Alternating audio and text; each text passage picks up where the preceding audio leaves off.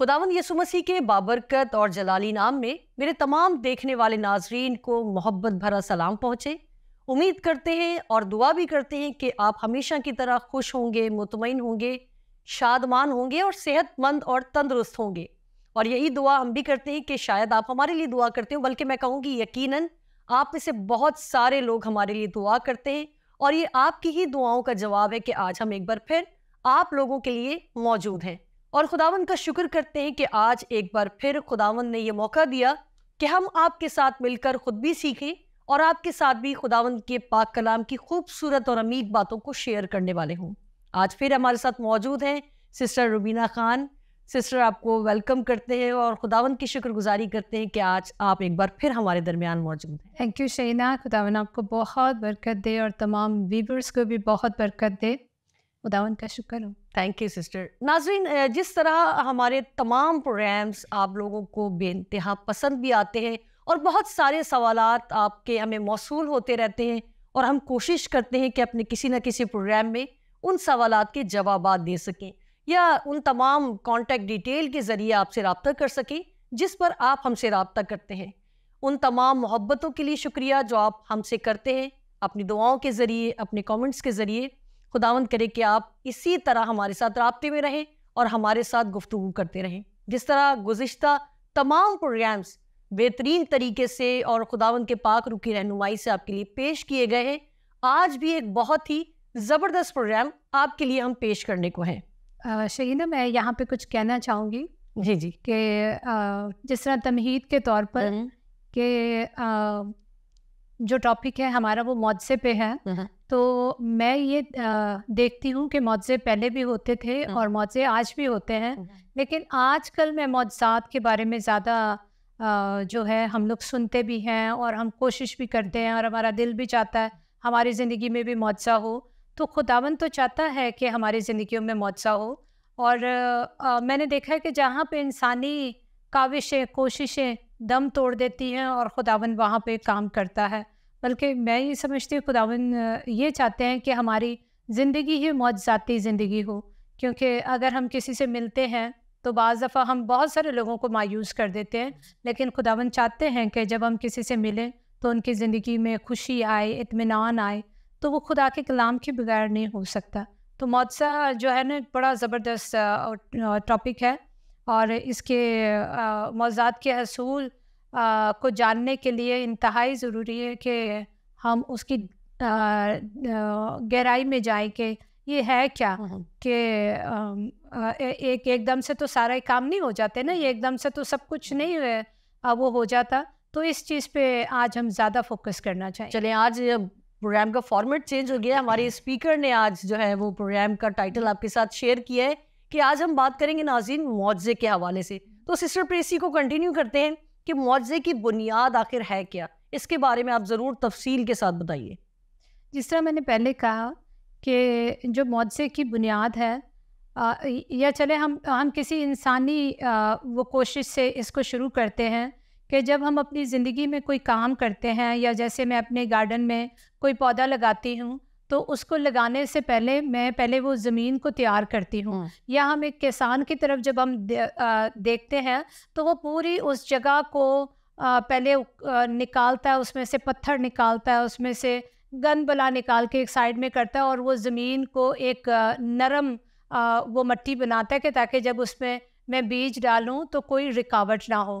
तो हमारा जो गार्डन है ना, तो वहाँ पे ज़्यादातर वो जो मलबा था ना वो है।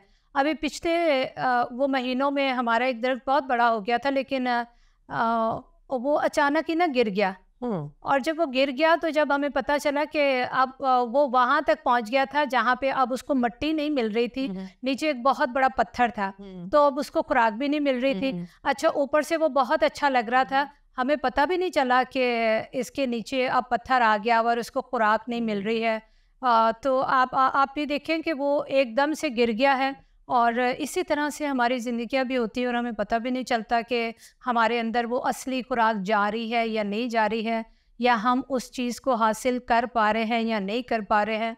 तो जो मौजज़े की बुनियाद है ना, वो सख्त ज़रूरी है कि हमारी जो ज़मीन है ना वो तैयार होनी चाहिए, कि ताकि जब उसमें बीज डाला जाए ना तो वो तनावर दरख्त बने, वो फूटे।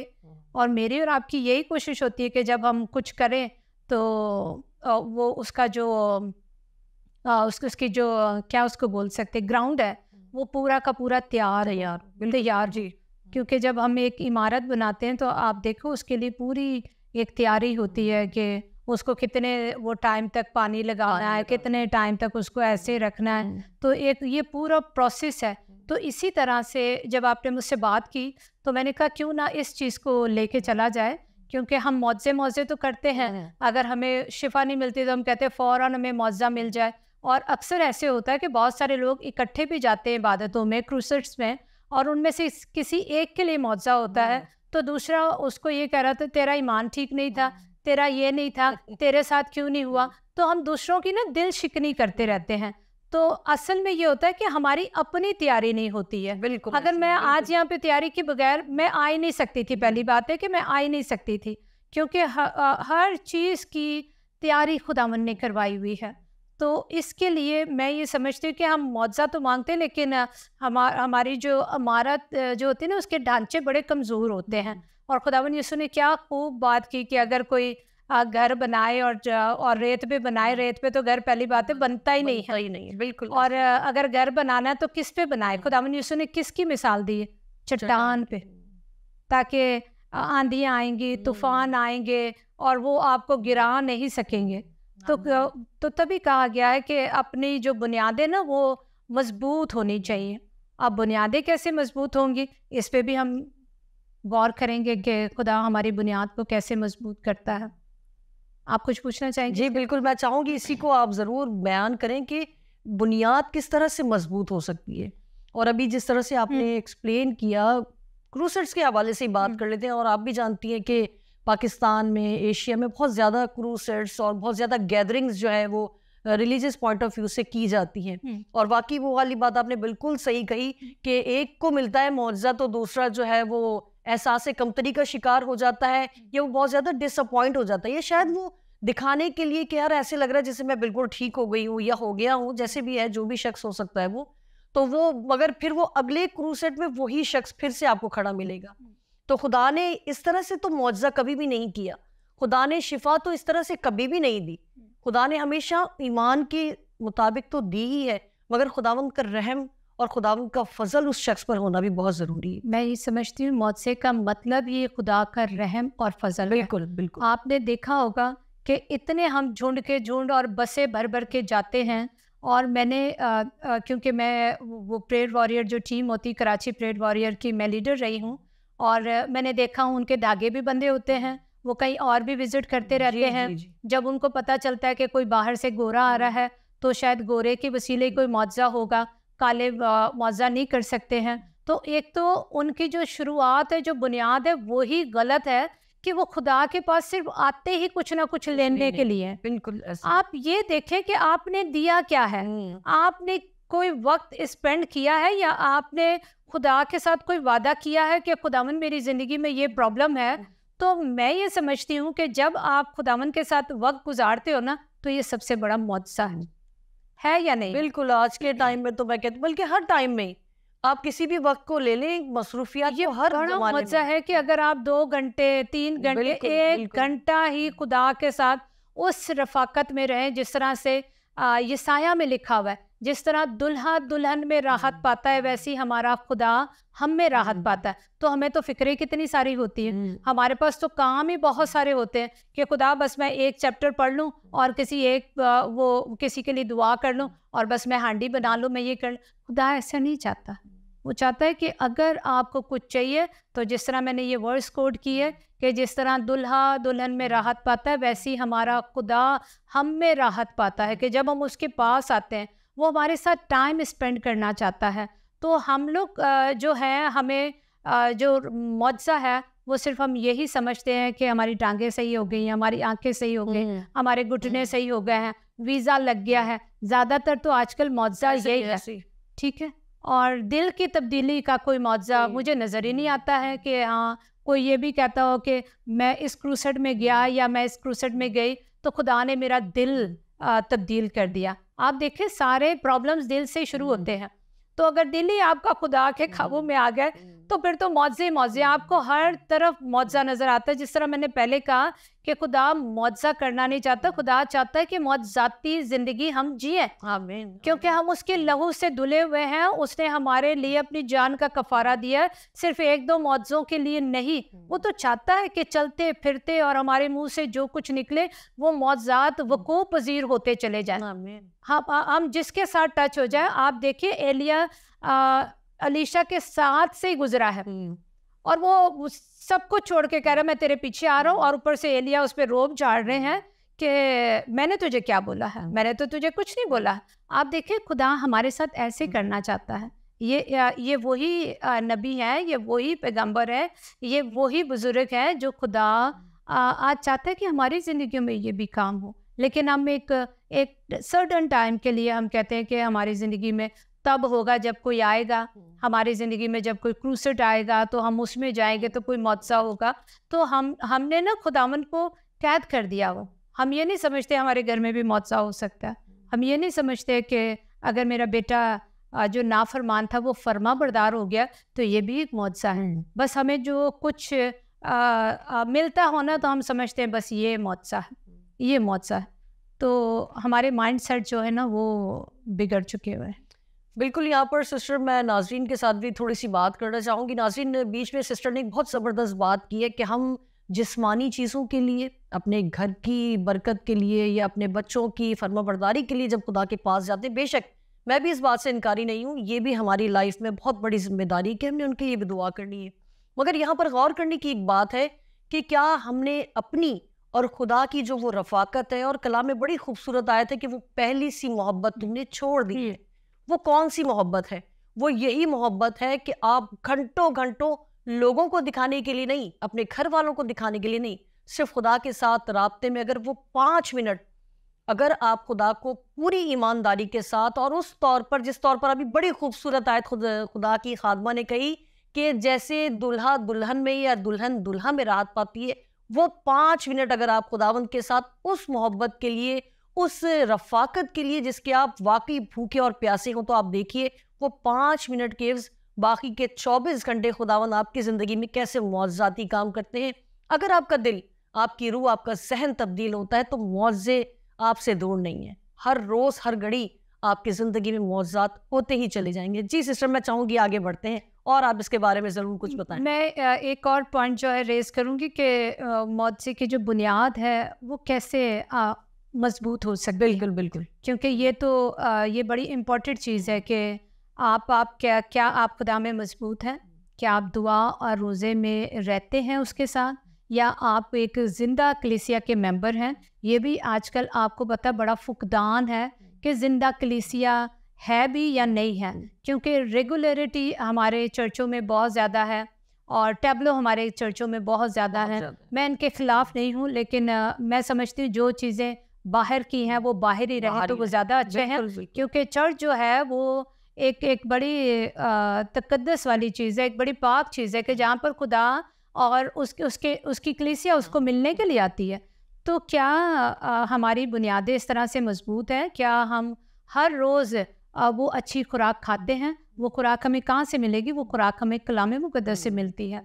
तो क्या हमारा उस तरीके से ताल्लुक़ खुदावन के साथ है, और क्या हम मुक़द्दसीन के साथ रफ़ाकत रखते हैं? ये बुनियादें हैं, क्योंकि हमने इन बुनियादों को छोड़ दिया हुआ है। हम समझते हैं कोई अच्छा लग्जरीज़ वो हो चर्च हो या हमारा कोई फेवरेट पास्टर हो, हम वहीं पे जाते रहते। मैंने बहुत सारे लोगों को पिसते हुए देखा है, मगर वो चर्चों से हटते नहीं हैं। मैं आज ये तालीम नहीं दे रही कि आप अपना चर्च छोड़ दें। चर्च आप उस वक्त, और खुदा बढ़ाता है आपको, वो चर्च छोड़ना नहीं होता है, वो खुदा आपको बढ़ाता है। आपने एक स्टेप अगर क्लियर कर लिया तो खुदा दूसरे जगह पे आपको भेजता है। जब खुदा भेजे तो ज़रूर जाएं, लेकिन ईमान पे कंप्रोमाइज़ मत करें। हम खीरों पे लड़ना शुरू हो जाते हैं, हम कपड़ों पे लड़ना शुरू हो जाते हैं, हम ईमान के लिए लड़ते नहीं हैं। और बस मैंने अक्सर सुना है कि बहनें या भाई वो कहते हैं कि अब क्या करें, आगे भी अगर इससे बुरी हमें कोई कलीसिया मिल गई, कोई ऐसा खादिम मिल गया, उसके लिए दुआ करने की ज़रूरत है। यकीन जाने जब मुझे खुदावन ने मेरे चर्च से शिफ्ट करना था, मैं तो इसको यूं ही समझती हूँ कि ऐसे खामखा में नहीं आप चर्च छोड़ें, जब खुदा आपको शिफ्ट करे। मैंने 2 साल लगाए और खुदावन ने मुझे साफ साफ बता दिया था कि अब इस खादिम के चर्च में जाना है, और मैं नहीं जाना चाहती थी। मैं अपना वो जो मेरा कंफर्ट जोन था ना, मैं उसको छोड़ना नहीं चाहती थी। मगर फिर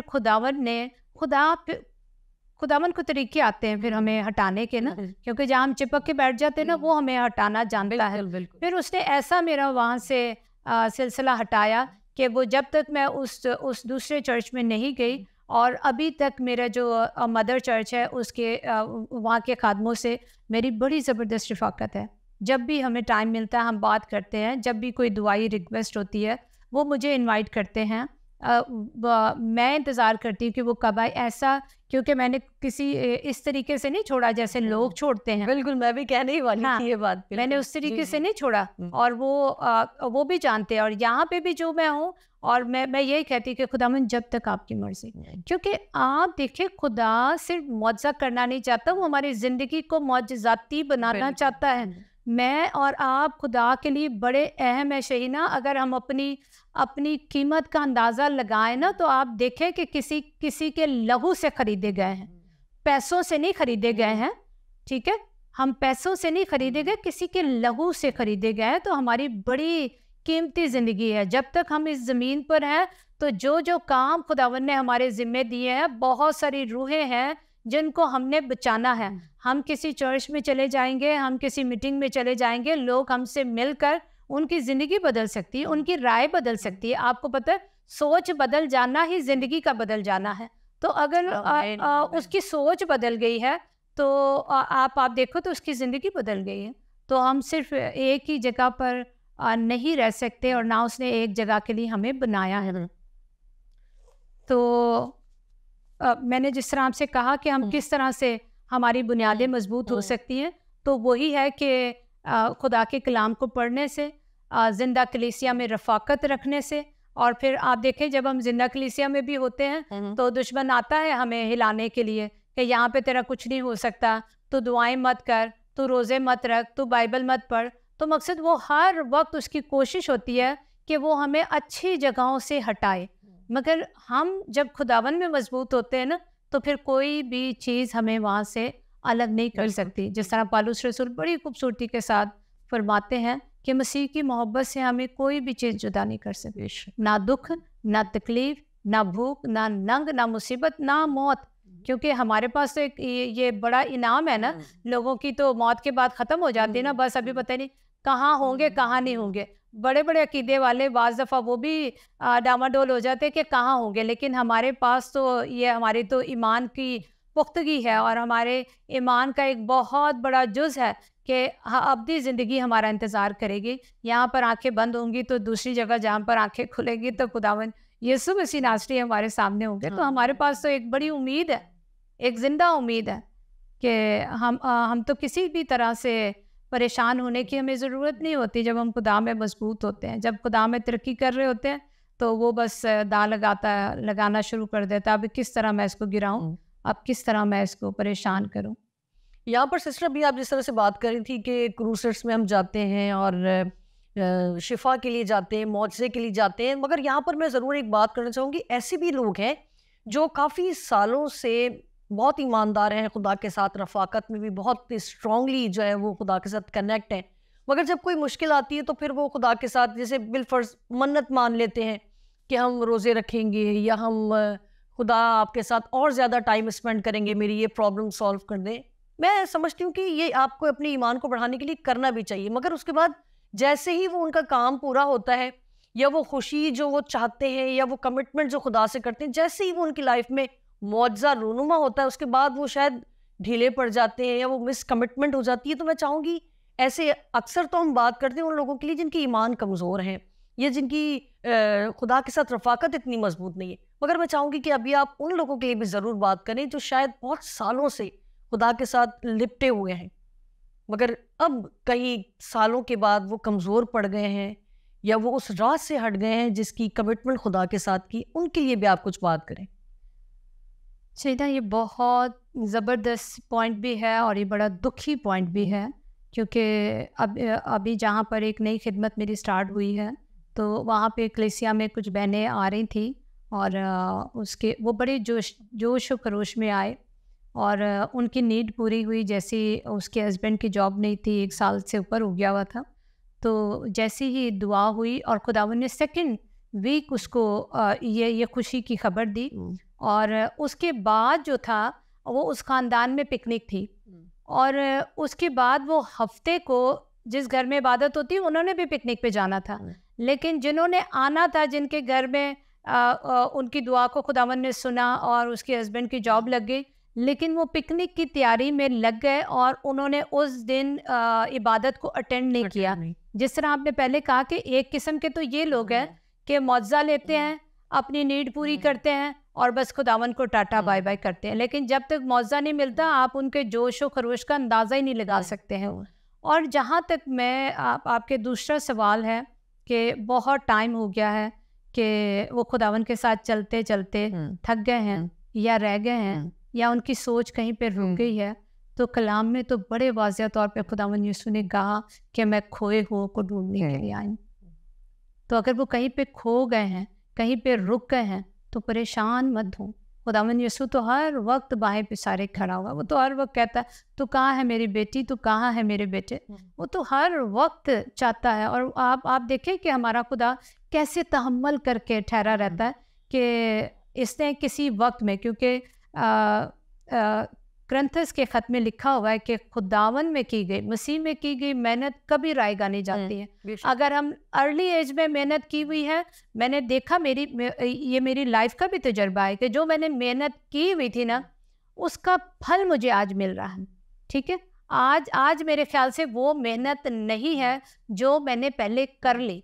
तो मगर खुदा तो सब चीज़ों से वाकिफ़ है, वो तो जानता है ना। वो तो हमारी हम समझते हैं मैंने बहुत छोटा सा काम किया, मैं खुद ये समझती हूँ कि अभी तक तो मैंने कुछ किया ही नहीं है, लेकिन वो खुदा है, वो जिंदा खुदा है, वो हमारी मेहनतों से वाकिफ़ है। वो जानता है कि ये मेरी बेटी अपने घराने को किस तरह से छोड़ती है और प्रीचिंग के लिए जाती है, मेरे कलाम की मनादी के लिए जाती है। हम लोग पिछले सालों में पिछले साल जब मैं डिग्री गई, इंटीरियल गई, इस कदर धूप थी। 2 साल पहले बहुत ज़्यादा गर्मी थी और मेरे वो बाजू जो थे ना हम सभी के, तो वो 1.5-2 साल तक वो उसका कलर ठीक नहीं हुआ था। मतलब मैं आपको बताऊं, इस कदर सख्त गर्मी, सख्त जो थी मौसम था। मुझे उन्होंने भी कहा, जहाँ पर जाना था हमने पूरे 1 वीक हमने वहाँ पे मनादी की, उन्होंने मुझे कहा बाजी थोड़ा सा टाइम के बाद आए ना। तो मैंने कलाम के लिए तो कोई भी टाइम मुनासिब रहा ही नहीं। बिल्कुल। तो मैंने कहा जो वक्त अभी मैं मुझ में ताकत है, मैं कर सकती हूँ, जोश है, खुदावन ने बोझ दिया हुआ आने का, तो जब मैं आपकी या अपनी मर्जी से आऊंगी ना, तो कुछ आपको भी हासिल नहीं होगा और मैं भी आपको कुछ नहीं दे पाऊंगी। तो बेहतर है मैं थोड़ा धूप सेक लूँ, अच्छा है, मगर वो जो ताज़ा कलाम खुदावन ने दिया ना, मैं वो ही लेकर आऊँ। तो ये चीज़ें हैं। खुदावन तो कभी भी हमारी किसी मेहनत को भूलता नहीं है। अगर कोई बहन भाई रह गया, थक गया, तो परेशान नहीं हो, हमारा जिंदा खुदा उठाने की कुदरत रखता है। सिस्टर, अभी आपने थोड़ी देर पहले किस तरह से मजबूत रहा जाए के ऊपर बात की आपने। मैं चाहूँगी अब आप ज़रूर इस बात को भी बताएं कि बुनियाद मजबूत किस तरह से रह सकती है, उसके लिए हमें क्या करना चाहिए। उसके लिए एक तरीका है बाइबल मुकद्दस। ठीक है, हमें उसको देखना है, हमें उसको पढ़ना है, हमें उसको जांचना है कि जो खुदा के साथ लोग चल रहे थे वो किस तरह से चल रहे थे, उन्होंने अपनी ज़िंदगी खुदावन के साथ किस तरह से स्पेंड की है। तो हमने अपना अंदाज़ा लगाना है, क्या हम वैसे चल रहे हैं, क्या हम कलाम को उस तरीके से पूरा कर रहे हैं, क्या खुदा जिनसे इतने बड़े बड़े काम ले रहा था, क्या खुदा मेरी ज़िंदगी से वैसे बड़े काम ले रहा है। और बड़े कामों से मेरा मतलब हरगिज़ ये नहीं है कि बड़े बड़े मौजज़े, कि कोई मुर्दा आप जिंदा कर दें, किसी की टांगें उगाएं, ऐसी मैं बात नहीं कर रही हूँ। बड़े बड़े काम यह है कि क्या कोई रूह आपके वसीले बच गई है, बिल्कुल, क्या किसी ने क्या किसी को जाकर आपने कलाम सुनाया है। अक्सर ये होता है, क्योंकि देखिए खुदावन यीशु मसीह नासरी की मिनिस्ट्री को अगर हम देखते हैं ना, जो लूका 4 से वो चलना शुरू हुए हैं, तो हमें वो रुके कहीं पे भी नहीं जब तक कि वो सऊद नहीं फरमाते। वो चलते ही रहे हैं, वो आगे ही बढ़ते रहे हैं। तो हर मसीह ज़िंदगी का जो खिदमत का पैमाना है ना, वो चलना है। क्योंकि अगर हम खरूज नहीं करते हैं तो हम पड़े पड़े एक जगह पे सड़ जाते हैं। जिस तरह आपने पहले कहा कि वो फिर थक जाते हैं, वो रुक जाते हैं, उनको कोई नई चीज़ नहीं मिलती। ऐसे बाज़ लोग समझते हैं कि बस मैंने दुआ करनी, तो वो दुआ ही करते रहते। दुआ करें जब खुदावन आपको बोझ दे। आज जब सुबह मैं खुदावन के साथ वक्त गुजार रही थी तो मुझे बहुत सारी चीज़ें याद आई। वो मैं वो नहीं बोल सकती, इस पे मैं बाद में डिस्कस करूंगी। जबकि आपकी मेमोरी इतनी अच्छी नहीं है। हाँ, मगर देखे खुदा ने आपको याद करवाई। और ऐसी कमाल चीज़ें हैं वो कि मैंने जिनके लिए दुआ की थी और मैंने जिस तरह से दुआ की थी, खुदावन ने वो चीज़ें मुझे दिखाई। ठीक है, और लोगों के ज़हन ही खुदावन ने वो बदल दिए और पलट दिए। और आजकल जो मैं दुआ कर रही हूँ, एक बहन है और वो हमारे पाकिस्तान से नहीं, वो इंडिया से है। और मैं उसके लिए खुदावन बोझ डाल रहा है। आप देखो तो सही अपने दिल में खुदावन किसके लिए बोझ डाल रहा है।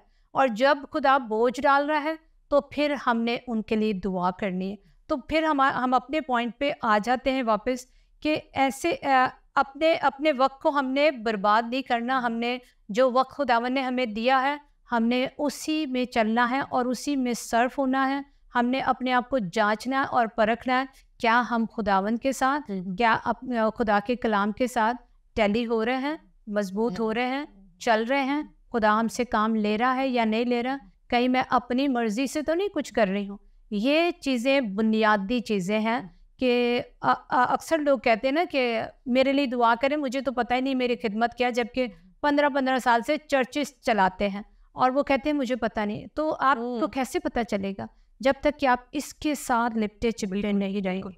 ये कमाल चीज़ है शहीना, इसने तो मेरी ज़िंदगी को बदल दिया। और मैंने जिसकी ज़िंदगी में कलाम को बोला, मैंने देखा वो काम करता है। जैसे पानी अपना रास्ता बनाता है ना, मैंने देखा कलाम अपना रास्ता बना लेता है। तो कलाम के बगैर आप अपने आप को समझ नहीं सकते हैं कि मेरी बुनियाद मजबूत है या नहीं है। आमीन आमीन आमीन। Thank you sister, thank you so much. नाजरीन, टाइम बिल्कुल भी नहीं है, और मगर मैं आखिर में जाते हुए ज़रूर आपसे ये बात कहूँगी कि मुआवज़े मांगना कोई बुरी बात नहीं है, मगर वो मुआवज़ा जो आपकी दिल को, आपकी रूह को, आपके जहन को बदल दे, उस मुआवज़े को मांगना शुरू करें तो बाकी तमाम काम, क्योंकि कलाम में लिखा है कि पहले तुम ढूंढो उसकी बादशाही, फिर सब कुछ आपको मिलता चला जाएगा। इसी दुआ के साथ कि खुदा करे कि हम वो मुआवज़ा मांगे जो हमारी ज़िंदगी बदल दे, जो हमारी सोच बदल दे, जो हमारे ख्यालात को बदल दे। मसीह में, खुदावंद में आप सबकी बरकत चाहते हैं, सलामती चाहते हैं। जहाँ रहें खुश रहें, हमें अपनी दुआओं में याद रखें। फिर मिलेंगे नए प्रोग्राम के साथ, जब तक के लिए खुदा हाफिज़।